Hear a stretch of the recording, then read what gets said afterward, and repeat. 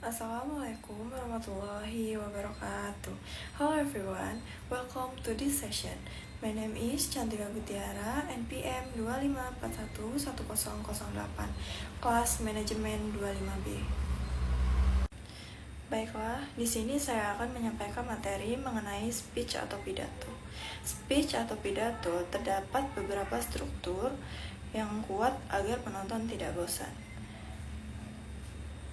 Yang pertama, intro atau kekuatan sebuah kata. Hook, tampilan cuplikan singkat video bersejarah. Definisi, pidato bukan sekedar berbicara di depan umum, melainkan alat untuk menyampaikan gagasan, mempengaruhi opini, dan menggerakkan perubahan. Tujuan video, mengubah rasa takut bicara menjadi seni yang memukau. Dinamika dan filosofi speech.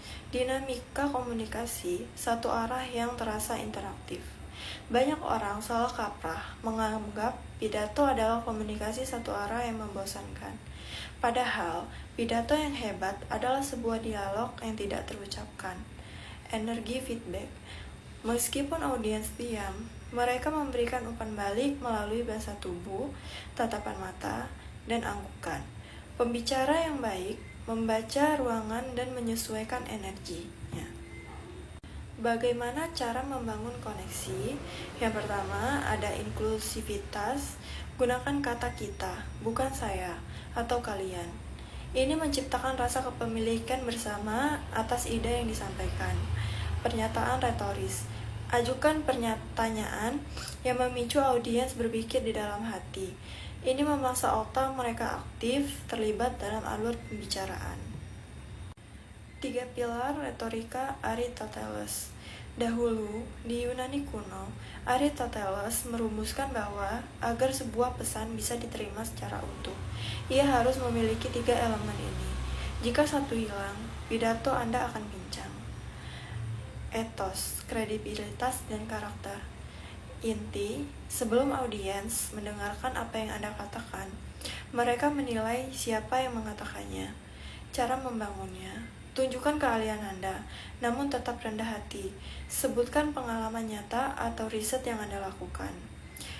Etos adalah terpancar dari cara Anda berpakaian dan ketegasan suara Anda pada detik pertama. Tanpa etos, penonton akan bergumam, memangnya dia siapa berani bicara begini? Yang kedua, patos, emosi dan koneksi hati. Inti, manusia adalah makhluk emosional. Kita seringkali mengambil keputusan berdasarkan perasaan, baru kemudian membenarkannya dengan logika. Cara membangunnya, gunakan storytelling, cerita tentang kegagalan, perjuangan, atau harapan yang akan memicu empati. Gunakan kata-kata deskripsi. Misalnya, daripada bilang sedih, gunakan hati yang hancur berkeping-keping. Tanpa patos, pidato Anda akan terasa kering seperti membaca buku manual. Yang ketiga, logos, logika dan bukti. Intinya, ini adalah kerangka dari pesan Anda. Argumen harus masuk akal dan memiliki alur, sebab adipat yang jelas. Cara membangunnya, gunakan data statistik, fakta sejarah, atau analogi yang logis. Pastikan poin A ke poin B memiliki korelasi yang kuat. Tanpa logos, pidato Anda hanya akan dianggap sebagai omong kosong atau sekedar motivasi murahan. Jenis-jenis pidato berdasarkan tujuannya. Setiap pidato memiliki warna yang tergantung tujuannya. Jangan sampai Anda salah kostum dalam pemilihan gaya bicara. Informatif atau menginformasikan. Fokus pengetahuan dan pemahaman. Contoh, kuliah dosen, presentasi laporan bulanan, atau penjelasan mengenai teknologi baru. Kunci kejelasan atau clarity dan objektivitas. Persuasif atau mempengaruhi, fokus mengubah keyakinan atau mendorong tindakan. Contoh, pidato kampanye politik, presentasi sales ke klien, atau ajakan menjaga lingkungan. Kuncinya, argumen yang kuat dan panggilan untuk bertindak. Entertaining atau menghibur, fokus memberikan kesenangan atau pengalaman emosional. Contohnya, pidato pernikahan, stand-up komedi, atau pidato sambutan di acara gala. Kuncinya humor, anekdot, dan penjiwaan yang santai. Demonstratif atau mendemonstrasikan. Demonstratif atau mendemonstrasikan. Fokus menunjukkan bagaimana sesuatu bekerja, contohnya video tutorial, presentasi produk, atau demo memasak. Kunci, alat peraga visual dan tahapan yang sistematis. Saat membalas Aristoteles, tampilkan grafis segitiga di layar dengan tulisan ethos, pathos, logos di setiap sudutnya. Saat membahas jenis pidato, gunakan ikon yang berbeda untuk tiap jenis. Misal, ikon lampu untuk informatif, ikon pengeras suara untuk persuasif. Transisi, gunakan musik latar yang tenang saat membahas pathos dan musik yang sedikit cepat atau semangat saat membahas persuasif. Yang ketiga, persiapan. Analisis audiens, membedah siapa pendengar Anda. Jangan pernah memberikan pidato yang sama kepada orang yang berbeda. Pidato adalah hadiah, dan hadiah harus disesuaikan dengan penerimanya. Demografi dan psikografi. Beberapa usia mereka, apa latar belakang pendidikan mereka, apa ketakutan terbesar mereka, dan apa yang mereka harapkan. Bahasa yang relevan. Jika Anda berbicara di depan remaja, gunakan analogi pop culture. Jika di depan dewan direksi, gunakan istilah bisnis yang presisi. Analisis. Audiens selalu bertanya secara tidak sadar, apa untungnya saya mau mendengarkan kamu? Jawaban atas pertanyaan inilah yang harus menjadi inti persiapan Anda. Menentukan pesan utama. Banyak pembicara gagal karena mencoba menyampaikan terlalu banyak hal. Uji kalimat tunggal. Jika setelah pidato, audiens Anda ditanya oleh teman mereka, tadi dia bicara soal apa, mereka harus bisa menjawab dalam satu kalimat pendek. Keselarasan topik. Pastikan setiap cerita, data, dan lelucon yang Anda masukkan hanya berfungsi untuk mendukung pesan utama tersebut.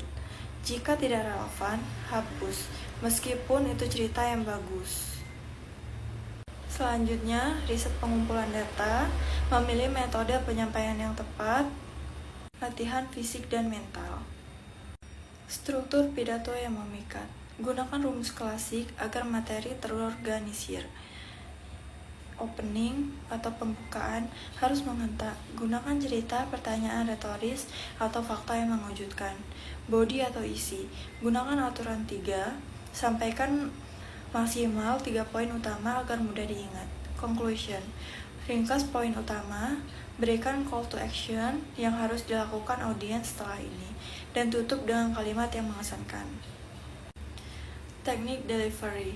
Inilah bumbu yang membuat pidato menjadi hidup, yaitu olah vokal, volume, jangan terlalu pelan, jangan terlalu berteriak, intonasi, variasikan nada agar tidak mudah monoton, pause, gunakan jeda untuk memberi penekanan pada poin penting, kontak mata, jangan menatap lantai atau plafon, tatap audiens secara merata, gestur tangan, gunakan tangan untuk memperjelas poin, bukan gelisah.